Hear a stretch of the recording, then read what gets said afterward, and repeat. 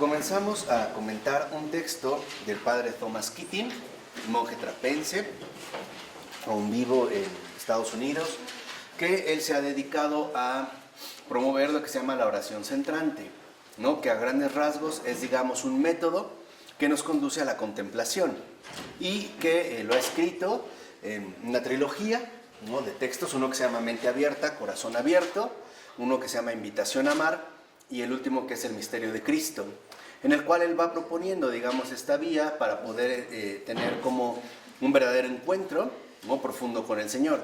No nos vamos a basar en esta trilogía, sino en otro textito que se llama La Mejor Parte y son etapas de la vida contemplativa. Este es, digamos, como el punto que queremos ir desarrollando, estas etapas de la vida contemplativa.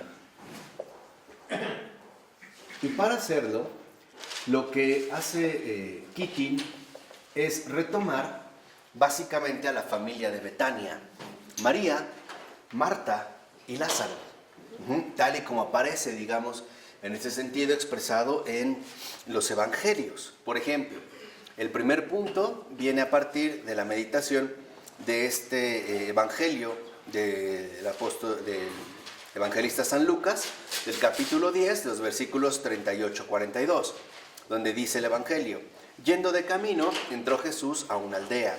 Una mujer llamada Marta lo recibió en su casa. Tenía una hermana llamada María, la cual, sentada a los pies del Señor, escuchaba sus palabras, mientras Marta se afanaba en múltiples servicios o quehaceres. Hasta que se paró y dijo: Maestro, ¿no te importa que mi hermana me deje sola en la tarea? Dile que me ayude. Y el Señor le replicó: Marta, Marta, te preocupas y te inquietas por muchas cosas, cuando una sola es necesaria. María escogió la mejor parte y nadie se la quitará, ¿no? Este es, digamos, como el contexto en el cual vamos a partir. Entonces, en estas etapas aparece la figura de Marta, que representaría la vía purgativa, que sería, digamos, precisamente la primera etapa, y que estaría expresada en la figura de Marta, tal y como lo acabamos de escuchar en el caso del Evangelio. Entonces dice el padre Keating que nuestra primera conversión consiste en intentar fortalecer y limpiar la conciencia habitual, ¿no? O sea, en nuestra primera conversión tenemos que hacer un trabajo o un profundo trabajo ascético. Hay que limpiar muchas cosas que hemos ido, por así decirlo, recogiendo y adoptando a lo largo de toda nuestra trayectoria vital. Ahora, la conciencia habitual de la que habla el padre Keating es nuestro modo ordinario de proceder, tanto teórico como práctico. Esto sería nuestra conciencia habitual, nuestro modo ordinario de proceder, o sea, la forma habitual en la cual solemos vivir, que está acompañada tanto de ideas, imaginarios, como los llama Charles Taylor, y acciones o prácticas, ¿no? Irían, digamos, estas dos dimensiones. Lo que vemos, y es lo que expone Keating partiendo del Evangelio, es que es justo lo que está realizando en este caso Marta. O sea, está, digamos, en esta vía purgativa. Estaría, digamos, en la primera etapa del camino espiritual. ¿Por qué? Porque la vía purgativa consiste en hacernos conscientes de cómo nuestras necesidades subconscientes afectan nuestra vida ordinaria, incluyendo también el servicio a Dios. Y esto es, digamos, lo más importante, ¿no? ¿A qué se refiere en este punto central? En que nos demos cuenta que, como en el caso de Marta, por ejemplo, tenemos miles de ocupaciones, ¿no? Cada uno realiza una serie, digamos, bastante nutrida o amplia de diversas actividades. Muchas de estas actividades se supone que, al menos en teoría, son actividades que hacemos por servir a Dios, ¿no? O en el servicio a Dios. Pero dice el padre Keating, no podemos ser tan ingenuos como para no indagar a fondo en nuestra realidad humana y percatarnos, por ejemplo, que en el caso de Marta, a pesar de que está sirviendo al Señor, ¿no? Probablemente está preparando la comida, poniendo la mesa, etcétera, etcétera, etcétera, su motivación está llena de egoísmo. Y esta es en un primer momento la vía purgativa. ¿Por qué? ¿Cómo nos damos cuenta? Por la frustración que manifiesta Marta. O sea, cuando nosotros realizamos algún tipo de actividad, suponiendo aún así que lo hacemos por servir a Dios, y no obstante, en el cumplimiento de esta tarea viene alguna frustración, sea del tipo que sea, se pone al descubierto que nuestro servicio no era verdaderamente desinteresado, sino que había algo de egoísmo en el cumplimiento de este servicio. Por ejemplo, si a nuestra amiga Malú le toca o le pedimos que haga un espagueti y hace el espagueti, pero resulta que nadie lo probó, nadie lo comió, es probable que Malú se sintiera ofendida, ¿no? O despreciada. Bueno, esta sensación de desprecio proviene ante todo de que su verdadera motivación es el egoísmo. O sea, no está sirviendo a Jesús, se está sirviendo a sí misma. Se está tomando a sí misma como el fin del servicio, porque lo que quiere es sentirse complacida con lo que está realizando. Y no entiende, y esto es parte de la vida contemplativa, que cuando se nos pide hacer algo, lo importante es hacerlo de la mejor manera posible. No controlar la situación por completo. En este caso, que porque el hecho de que la hice, y si a lo mejor esto implicó que me llevé mucho tiempo en la cocina, a lo mejor me brincó aceite, o me quemé la mano, o cosas por el estilo, se tengan, digámoslo así, que comer lo que he preparado. No sé si esto queda claro. Entonces, esto es de acuerdo con Keating lo que se manifiesta en el caso de Marta. Dice, por ejemplo, es probable que Marta está tan apurada porque no puede tener la comida a tiempo, ¿no? Y Jesús, o el invitado, ya llegó. A esto se le añade que su hermana no le ayuda para nada. Ella está a los pies del Señor y le reclamamos, oye, ¿no ves cómo estoy apurada y tú sentada o algo así? Claro, si está sentada viendo el Facebook, ¿no? O perdiendo el tiempo en WhatsApp, con toda razón lo podemos decir. Pero acordémonos que María está sentada a los pies de Jesús. Entonces dice el padre Kitty, ¿no? Cuando nosotros estamos inquietos por algo, la raíz del problema está ante todo en nosotros mismos. O sea, tenemos que evaluar en la vía purgativa, ante todo, la cuestión de nuestras auténticas motivaciones.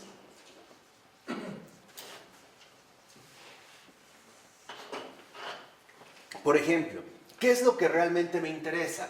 ¿Servir al Señor o que se reconozca lo que hago? Que realmente, digamos, se ponga al Señor en un segundo lugar.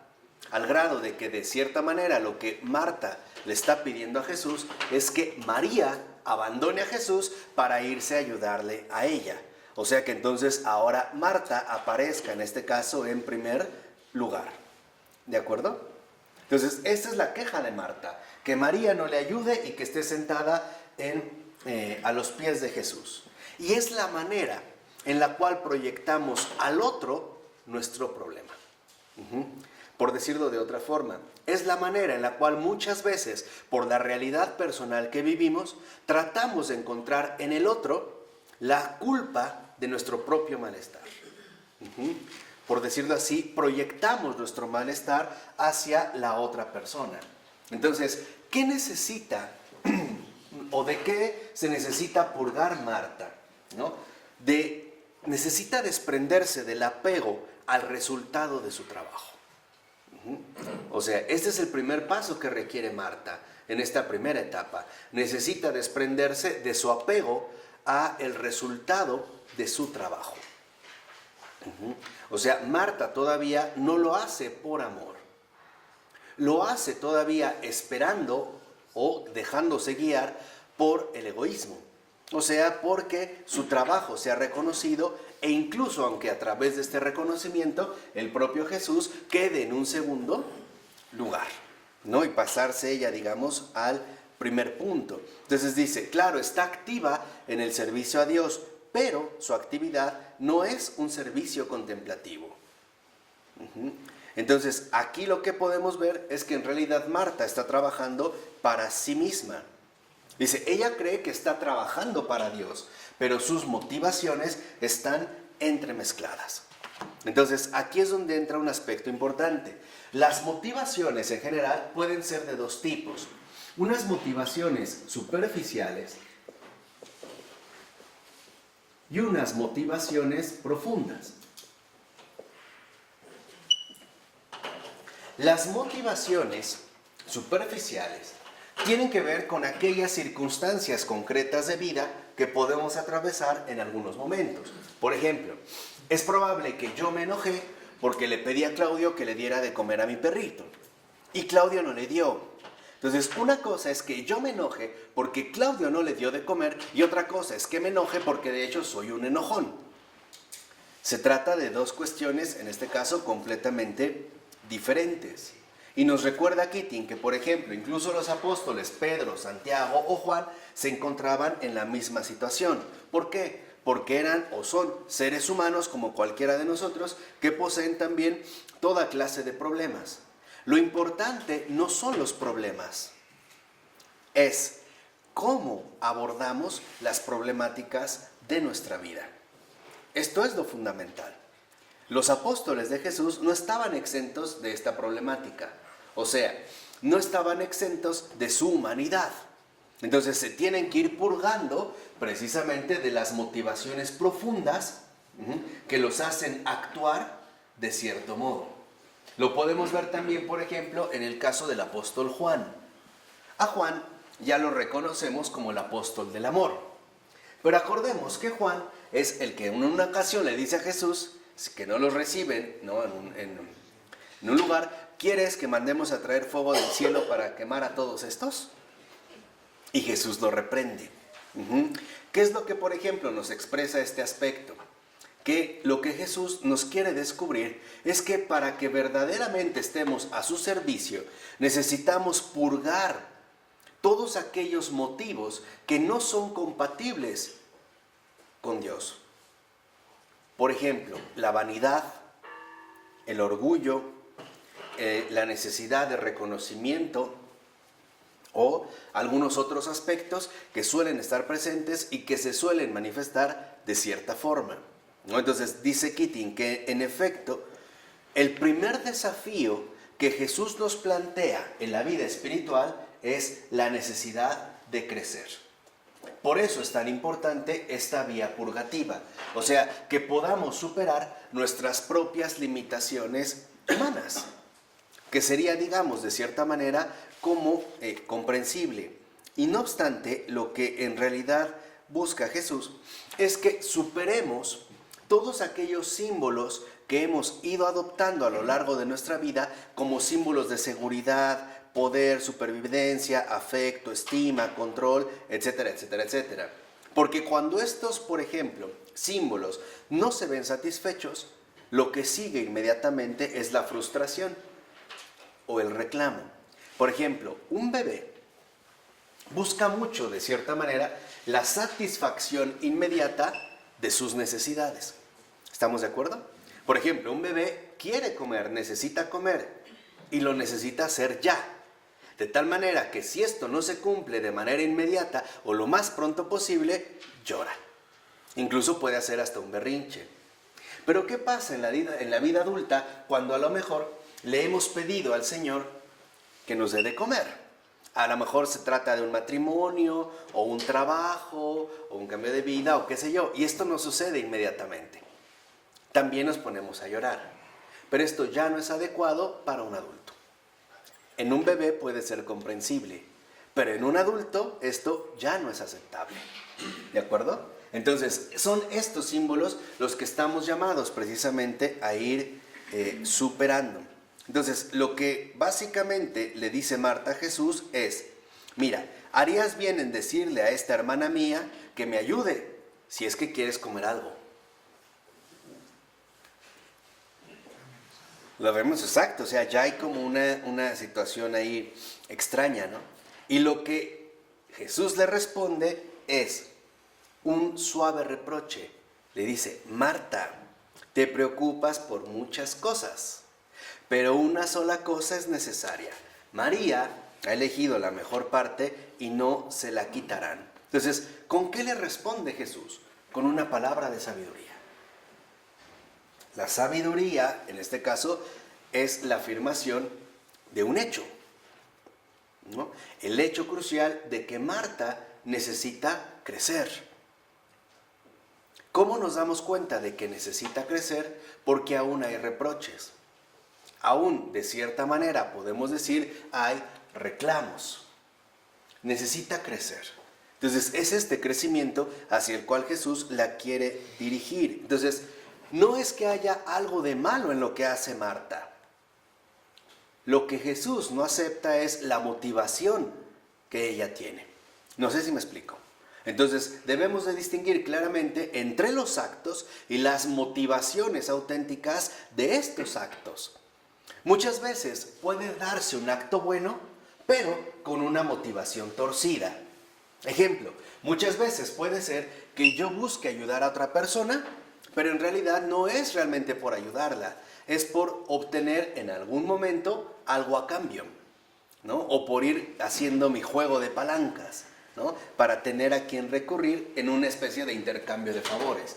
Entonces, es muy importante que nosotros sí evaluemos las motivaciones que están presentes, sobre todo de manera profunda o arraigada, y que se manifiestan, en último término, no en lo que hacemos, sino en la manera en la que evaluamos nuestros propios actos, ¿no? Porque a veces nos podemos sentir tan ofendidos en ciertas circunstancias que no valdría la pena. Por ejemplo, les ponía el caso del espagueti. Si a mí se me ha encargado hacer el espagueti, eso no significa que se lo tengan que comer.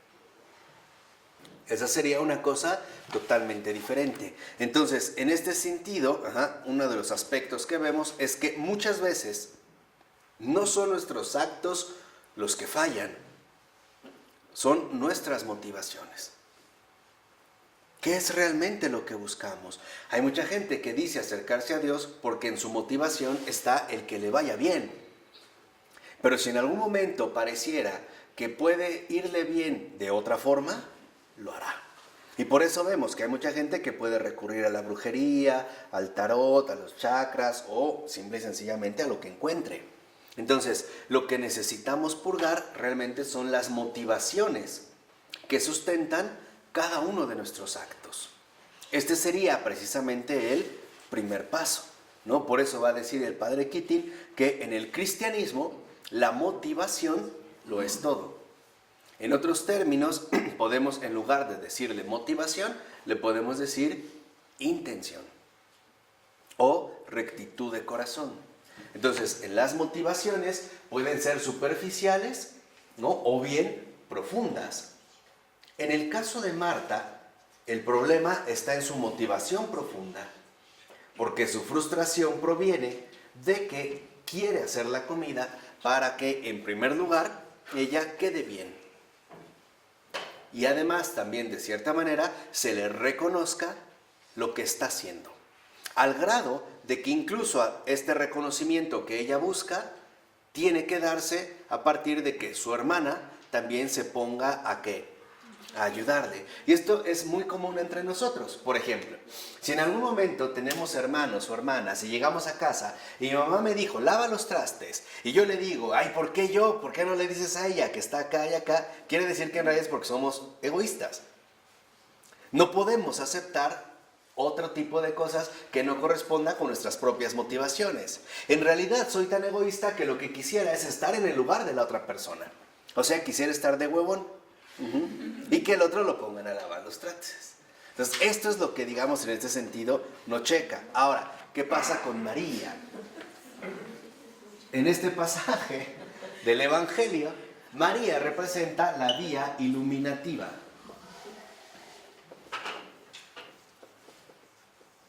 Esto es en la figura de Marta, que son, como decía Ana Catarina Emmerich, todos y cada uno de los que aparecen en la Escritura, en el Evangelio, son figuras universales de la humanidad.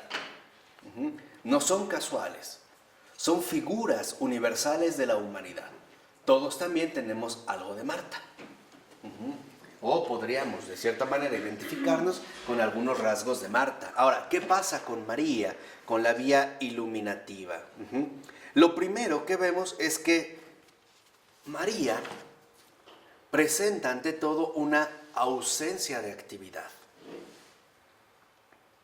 ¿Qué quiere decir? Que María está recogida plenamente en Jesús. Toda su atención está centrada en el Maestro. Por ejemplo, si yo hago el espagueti, lo que me importa no es que se lo coman o qué me van a decir del platillo. Lo que me importa es saber que estoy cumpliendo con servir al Señor, que lo estoy haciendo por el Señor, aunque nadie lo probara, aunque nadie, por ejemplo, en algún momento ni siquiera lo degustara. Entonces, María, en la vía iluminativa, lo primero que expone es un verdadero recogimiento. Está recogida, concentrándose o centrándose en lo único importante, que es Jesús. Y en este caso, las enseñanzas de Jesús. Por ello, lo que vemos es que María está en recogimiento porque escucha. Y esta podemos ver que es como la clave central del recogimiento. Solo podemos entrar en un crecimiento auténtico o espiritualmente auténtico cuando dejamos de lado toda la serie de actividades que tantos problemas nos causan, preocupaciones, angustias, turbaciones, etcétera, perturbaciones, para concentrarnos únicamente a escuchar al Señor. ¿Cómo lo podemos escuchar? De dos maneras. La primera, digamos, es a través de la Escritura. Cuando nosotros realmente escuchamos la Escritura, lo que hacemos es ponernos a los pies de Jesús. Lo dejamos todo para poder escuchar la palabra. ¿Vamos? Esa es una. La otra manera es escuchar a mi corazón. Realmente escuchar aquello que mi corazón me quiere expresar. O en este caso, precisamente, me quiere decir. Por lo regular, no le damos esta oportunidad. Y dejamos que nuestra vida transcurra sin permitir, por ejemplo, que nuestro corazón auténticamente se desahogue. Estamos, por decirlo así, llenos de ruido. Entonces, lo primero que vemos en este sentido es que al escuchar o al recogerse María, ¿no?, sentarse a los pies del Señor, involucra que está asumiendo una actitud correcta de fe. Podemos decir que es una verdadera fe de niño, una verdadera fe infantil, como nos lo había comentado San Clemente de Alejandría. El hecho de que se siente a los pies significa, en primer lugar, que reconoce la superioridad de Jesús, que no está a su altura, que no está hablando o lo está escuchando como podríamos escuchar a otro al tú por tú, sino que ella está ahí para recibir, para escuchar, para dejarse alimentar, no para confrontar, por ejemplo, como hacía en este caso con, o lo que buscaban hacer, por ejemplo, los doctores de la ley, ¿no? Ellos lo que vemos es que no se sientan a los pies de Jesús, discuten con él, ¿no? Y digamos que se ponen en un nivel igual. ¿Por qué entonces se sienta? Porque María, al escuchar, comprende que no se trata de una persona cualquiera, sino que es una persona divina. Este simple gesto de María ya es tributar la grandeza de Jesús. En pocas palabras, el hecho de haberse sentado a sus pies indica o manifiesta que reconoce que este Jesús no solo es un hombre, es más que un hombre. Esta persona que tiene enfrente es justamente el Hijo de Dios. Entonces su fe en este sentido se va expandiendo. Por eso es muy importante que cuando nosotros entremos en contacto con la Escritura, ya sea en nuestra oración diaria o en la celebración litúrgica, antes de escuchar la palabra, le digamos al Señor: habla, tu siervo te escucha. Y busque, como María, sentarme a los pies del ¿qué? Del Señor. Entonces, si realmente el recogimiento es la escucha, quiere decir que nosotros tenemos disponibilidad y entendemos nuestra necesidad de aprendizaje y enseñanza. Necesitamos aprender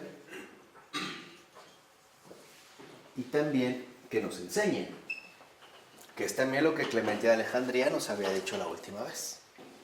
Esta necesidad que necesitamos de un pedagogo, de alguien que en efecto nos transmita aprendizaje y también nos transmita enseñanzas.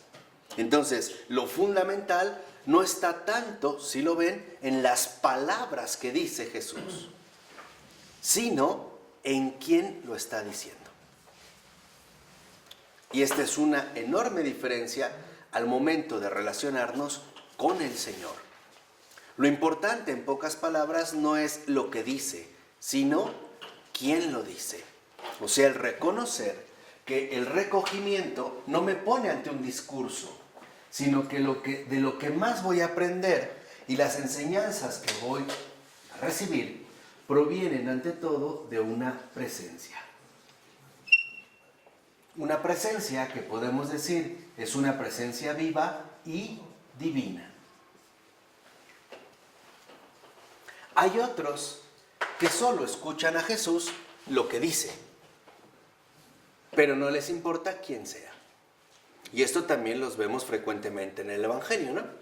Iban a escuchar sus palabras, no decían de dónde le viene a esta autoridad, y se iban. Se escandalizaban por el discurso, se quedaban, por decirlo así, al nivel verbal. No eran capaces de recogerse para ir más allá de las palabras y entrar a la verdadera comunión personal con Él. Reconocer que ahí hay una presencia que es más grande que aquello que en efecto se pueda, en ese sentido, decir. Por ello va a decir que el padre Keating que lo importante es acceder al nivel más profundo de nuestro ser, porque es esta presencia la que nos lleva a tener un auténtico encuentro personal con Dios.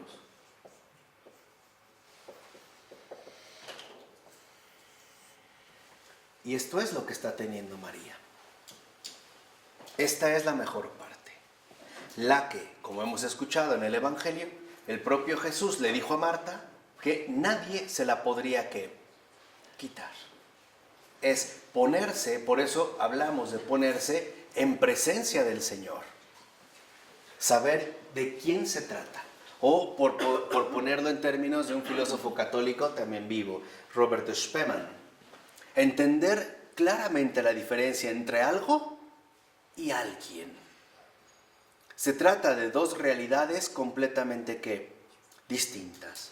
Una cosa es el tipo de relación que podemos tener con las cosas y una muy diferente es el tipo de encuentro que tenemos con las demás personas. Hoy, si lo vemos, cometemos muchísimos abusos del lenguaje. Muchísimos. Hablamos de que me voy o que tengo, por ejemplo, una relación con una persona. Como si se tratara entonces de una cosa, de algo. Me relaciono con esta persona de la misma manera como me puedo relacionar con mi chamarra. Cada vez que tengo frío necesito calor. Pero se trata en realidad de dos realidades muy diferentes. Entonces estamos en un encuentro personal con Dios y por lo tanto estamos ante alguien, no ante algo. No es una cosa, se trata en todo caso de una persona. Y solo con otra persona puedo tener auténticos encuentros. Y no meras relaciones. Por ejemplo, yo tengo una relación con esta botella. Me relaciono de una manera superficial o externa. En cambio, con otra persona, yo no solo voy a tener una relación, estoy llamado a tener un encuentro, ¿no? Un encuentro profundo con esta persona, que irá creciendo en base al nivel de la amistad, ¿no? O al nivel, digamos, de la intimidad a las que se vaya acercando. Por ello, tenemos que ver que la oración no es discursiva. Orar es ponernos en presencia del Señor. Muchas veces sin decir absolutamente qué, nada. ¿Se acuerdan del profeta Elías? ¿Cómo lo llamó el Señor? ¿Alguien se acuerda? ¿Tú te acuerdas, René? ¿Cómo aparece en el Antiguo Testamento el llamado del profeta Elías? Que está con su maestro y estaba dormido. Samuel. Perdón, Samuel. Sí, no. Sí, perdón, Elías, no, Samuel. Samuel o Elías, sí. Y al final dice, cuando escuchas, dile, habla, tu siervo te escucha. Habla, Señor, decir, tu siervo te escucha. Exactamente. Y ya. ¿Se acuerdan ahora sí qué pasó con el profeta Elías cuando sube a la montaña? Porque le dice que el Señor va a pasar. ¿Se acuerdan? La vista suave. Que en primer lugar, ¿no? Él sale y se le manifiesta así como un terremoto, ¿no? Terrible, con fuerza y poder, y él no se mueve. Después como un incendio, ¿no? Con llamas, hasta que finalmente aparece una brisa suave y él de inmediato se cubre. Ahí está la presencia. Entonces, ¿qué buscamos en la oración? La vista suave. La presencia de Dios. Eso es lo que buscamos en la oración. ¿Y cómo se manifiesta su presencia? En el corazón, en el alma. ¿Pero cómo? De manera concreta. Con paz, consuelo y alegría. Esa es la presencia del Señor. Hay gente que lo intuye de cierta forma. Yo conozco a muchos no creyentes que dicen, es que luego, no sé, me sentía mal y me metí a una iglesia nomás a sentarme. Porque ahí encontré cierta, ¿qué? Paz. Y es cierto. No sé si les ha pasado. Y no es porque esté callada, ¿eh? Se siente algo que diferente. Ahí hay una presencia. Cosa que no lo hay en los templos protestantes. Por eso tienen que hacer tanto ruido. Están fríos. Hay un vacío. Por eso tienen que hacer tanto ruido. Si en un templo protestante de repente les dijéramos todos callados, notarían el vacío en el que están. No está el foquito rojo. Exactamente, no está. Exacto. Por eso en las parroquias lo fundamental es fomentar esta ¿qué? Presencia. Entonces entendemos una dimensión muy importante del cristianismo, su dimensión presencial. Dicho de otra manera, nuestra misión no es hablar de Cristo, es hacerlo presente en el mundo, especialmente hacerlo presente en las necesidades concretas de mis prójimos. Ahí está el aspecto presencial. No es una teoría, no es una cuestión enteramente teórica. Y esa es la teología. Por eso von Balthasar, el gran Hans Urs von Balthasar, es algo que parece como un resumen, ¿no? Muy amplio de lo que hemos visto, decía que la teología se hace de rodillas, no sentado en un escritorio. Porque cualquiera de nosotros podía hacer teorías brillantes o ideas realmente sorprendentes intelectualmente acerca de Dios. Pero lo importante no es eso. Lo importante es entrar en un verdadero encuentro con Él. O sea, ir a su presencia. Y en primer lugar, sentarnos a sus pies. Sabiendo que en pocas palabras Él es el maestro. Y yo, su alumno, su seguidor. Podemos decirlo en términos más bonitos, su niño. Este es el fin de toda oración, de toda devoción, de todo rito o de todo sacramento. No se trata de meras cuestiones externas, donde, por ejemplo, voy a rezar un rosario por rezar un rosario. Lo importante, por ejemplo, es que a través del rosario se manifieste la presencia del Señor. Una presencia que, como ya lo sabemos, en orden a la fe, es ante todo invisible, no precisamente visible. Estaríamos hablando precisamente de una dimensión diferente. Por eso a lo que se refiere el Padre Keating es que la presencia de Dios se dirige a la transformación de toda nuestra persona. Por eso, siendo honestos, si uno realmente escucha la Escritura, la vida no es igual.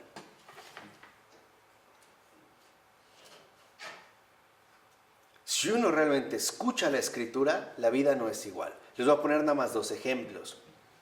¿Ustedes se acuerdan cómo fue la conversión ya seria de Agustín?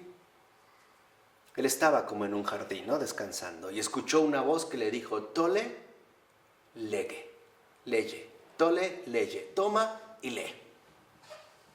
Y en ese momento se sintió así como levantado, como un niño, y ahí va, ¿no? Caminando adentro de la casa de Mónica, había un evangelio, abre y viene un pasaje donde decía, basta de comilonas, de borracheras, de desenfrenos, tal. Pregunta, ¿Agustín leyó la Escritura?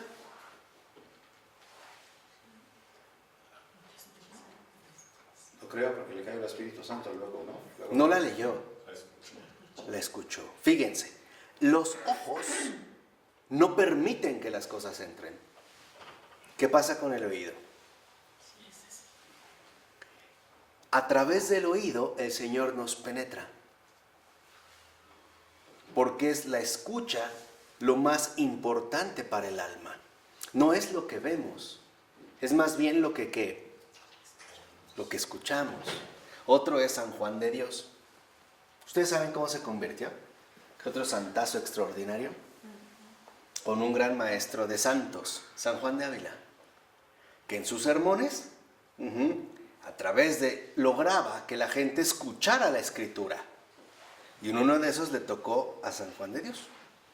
Escuchó un fragmento del Evangelio que leyó San Juan y lo escuchó y lo tocó.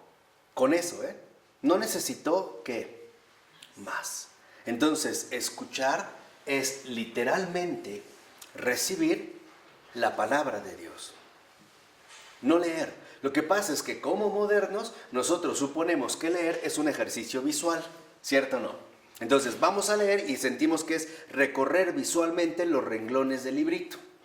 Eso no es leer. Leer es escuchar lo que este libro me tiene que decir. Por eso hay gente que dice, yo no entendí nada. Pues no, porque estás leyendo con los ojos. Por eso antiguamente, ¿sabían que la lectura era en voz alta? A leer se lee ¿en qué? En voz alta. Porque la lectura se escucha. Por eso, ¿cómo se lee el Evangelio o las lecturas en nuestra celebración litúrgica? No dicen, a ver, del Santo Evangelio según San Juan, lean. Y todos calladitos, ¿verdad? Porque quién sabe cada uno en dónde está. Creo que les ha pasado que queremos empezar a leer según nosotros y cuando ya nos acordamos estábamos pensando en los tacos al pastor tan ricos que me comí el día de hoy, en lo que tengo que hacer mañana, o ya me está dando sueño. Entonces digo, ay, no voy a volver a empezar. Y luego ya me estaba acordando de la telenovela que vi y de no sé qué cosa y digo, ay, ya voy a volver a empezar. Y a la tercera digo, ay, esto está bien aburrido. Pues ¿cómo no has pasado el primer renglón? ¿O me da sueño? No, es escuchar. Es dejar en este caso que el texto hable. Entonces lo que vemos en el caso de María es que se pasa, vamos a decirlo así como dice el padre Keating, se pasa de quedarnos detenidos en las actividades que tanto nos agobian, como el caso de Marta, a la transmisión, por así decirlo, directa de la presencia divina de Jesús. Por eso, por ejemplo, al acabar una lectura se dice, esta es palabra de Dios o palabra del Señor. Decimos palabra de Dios, no decimos escrito por encargo de Dios. Esa es la palabra de Dios. Por eso se menciona que se trata de una palabra viva. Por ejemplo, una mujer rusa en pleno comunismo soviético, tan lleno de odio hacia Cristo y hacia todo lo que tuviera que ver con Cristo, o sea, en general hacia la verdad, llamada Tatiana Goricheva, ¿la habían escuchado? Ella se convirtió a partir de que en una biblioteca, cosa rara que no sucedía, encontró un Padre Nuestro. Nunca había escuchado hablar de Cristo ni nada. Y al escuchar el Padre Nuestro, se convirtió. Con eso. Con eso. Y escribió una serie, en este caso, de testimonios. Yo estoy seguro que cada uno de nosotros posee algunas frases del Evangelio que nos llegan más que otras. Como que hay aspectos del Evangelio que no nos penetran tanto, pero hay frases que sí. Palabras de Jesús o de la Escritura o algún salmo, ¿o no? Es la manera en la cual el Señor entonces también va buscando acceder a nuestro interior, ¿no? A nuestro corazón. Entonces, lo primero que dice también en este sentido,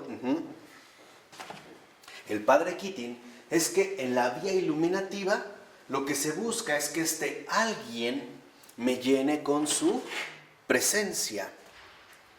Y por lo tanto, que pueda yo acceder a una auténtica libertad interior. Por eso, ¿se acuerdan que yo ya hace mucho tiempo, en una ocasión les dije que la Escritura no se lee? Se escucha. Si lo entendemos en sentido moderno. Yo no lo puedo leer como un libro cualquiera. Yo realmente lo que sí puedo es escuchar. Sentarme a los pies del maestro y dejar que en efecto el maestro entonces me hable. ¿Y qué pasa con Lázaro? ¿Dónde está? ¿Dónde está en este pasaje del Evangelio? ¿Dónde aparece Lázaro? Primero, ¿dónde está? ¿Acaso Lázaro se fue a comprar lo que Marta le ordenó?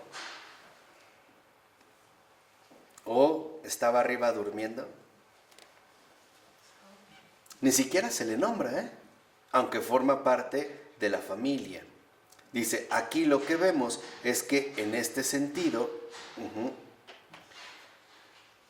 Jesús, ya vimos que le ha dado una palabra de sabiduría a Marta y también a María. Cuando le dijo, María ha elegido la mejor parte, ya le está dando esa palabra de sabiduría. Es como decir, vas por el buen camino. Y al mismo tiempo, lo que le está diciendo a Marta es, ¿no tú deberías de hacer lo mismo? Animándola a una mayor entrega y confianza. Pero al parecer no hay nada para Lázaro. ¿Por qué? Porque Lázaro en este sentido representa la desaparición, el silencio. Dicho de otra manera, hay silencios que Dios nos da como respuestas. Por ejemplo, Señor, explícame por qué pasó esto, por qué me corrieron de esta manera, o por qué murió fulano de tal. Y lo único que escuchamos es que silencio. La respuesta nunca llegó. ¿Por qué? Siempre viene después. Y además también porque no la necesitamos. No, porque va a venir, pero espera. Pero en ese momento no es algo que requerimos. Podemos seguir adelante sin necesidad de obtener, por así decirlo, una respuesta. Y esto es vital. Pero siempre hay respuesta. Crecer, sí, claro. Bueno, ya el silencio es una respuesta. ¿No? O sea, ya el hecho de que Dios no nos responda abiertamente, ya es una respuesta. Para mí el silencio es no te preocupes, se va a manifestar la respuesta. O en esto no te detengas, tú sigue. No te estés distrayendo. Entonces, lo que vemos es que en la vía iluminativa a lo que se nos invita es a crecer. Y para poder crecer necesitamos superar las motivaciones profundas que se han ido arraigando en cada uno de nosotros. Sobre todo, la cuestión de la sobreidentificación. ¿Qué es la sobreidentificación? Nos recuerda el Padre Keating. Cuando interiorizamos, sin cuestionarlos, los valores de nuestros padres, el grupo social al que pertenecemos, o de la nación, la religión, los grupos de amigos, y hoy en día, ¿por qué no?, la televisión y el internet.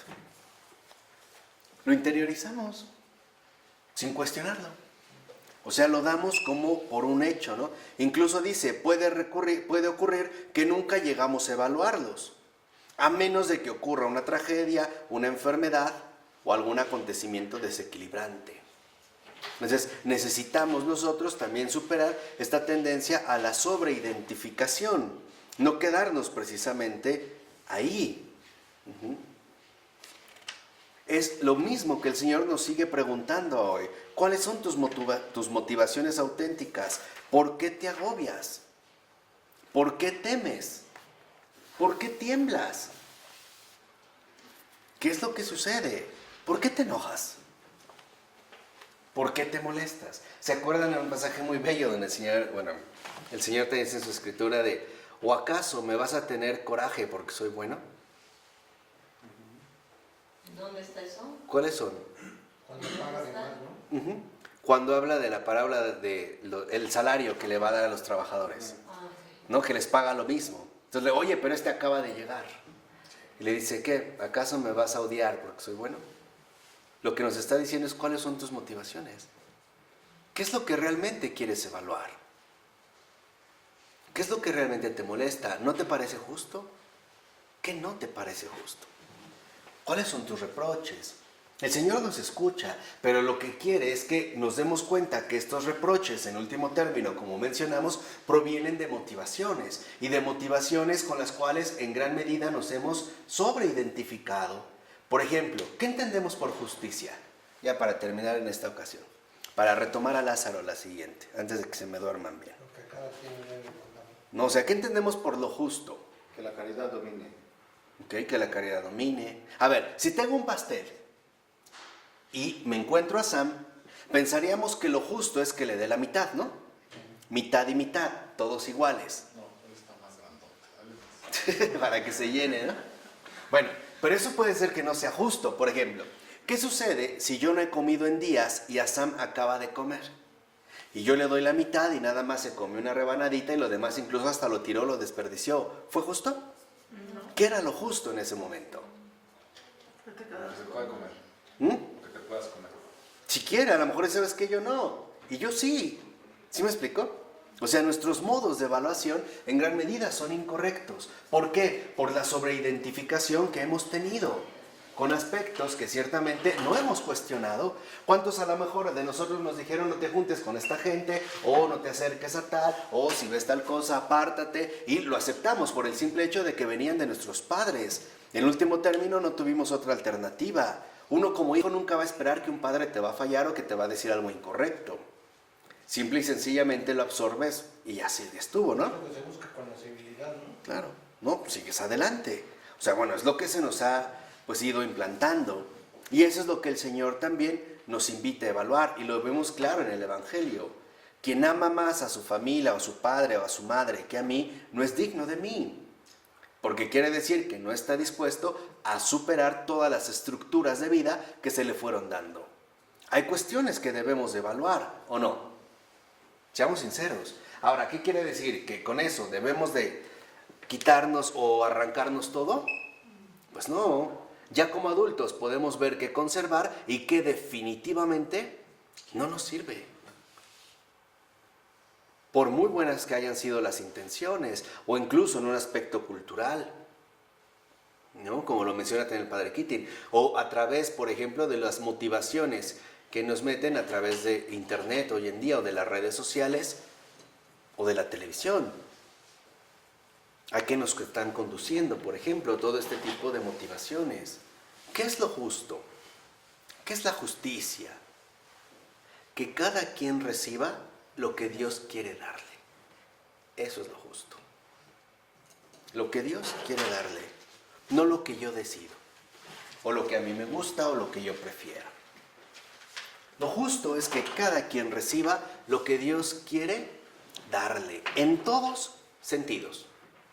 Muchas veces lo que Dios quiere que reciba la persona es una reprimenda, una tunda, ¿no? Decían antiguamente una zurra. Hoy en día no, déjalo que haga lo que quiera, no lo reprimas. Y estamos fomentando monstruitos que después ni los propios padres aguantan, ni la sociedad tampoco, ¿eh? ¿O no? A veces lo que de verdad requiere es que pongamos límites, pero nos da miedo porque no, ¿qué me va a decir? O se va a enojar conmigo, o me va a dejar de hablar, o pues no me conviene, ¿no? Decirle, no, Su vida. no, su vida, no. Esta es la justicia. La justicia es que el otro reciba todo lo que Dios quiera darle, amargo o dulce, pero que sabemos que es por su bien. ¿Cuántas veces sabemos que una persona está incurriendo en algo equivocado y lo pasamos por alto? No, es que es mi jefe. ¿Y qué? ¿Y qué que sea tu jefe? No, es que es mi suegro. pues no es el papá de fulano, o es mi suegra, ¿no? Es que es mi hermana, ya sabes cómo es, no le digas nada, ya lo conoces. ¿Qué es eso? Seamos sinceros, o sea, debemos de estar dispuestos siempre a que alguien nos llene con su presencia, y no solo a nosotros, a todas y cada una de las personas que nos rodean. Y que ojalá llegue el momento en el que, como ocurrió con el gran cura de Ars, también digan, mira, ahí está Dios. Ahí está Dios. Ahí está. Vino por mí. Se acercó a mí. ¿De acuerdo? En nombre del Padre, del Hijo y del Espíritu Santo. Amén.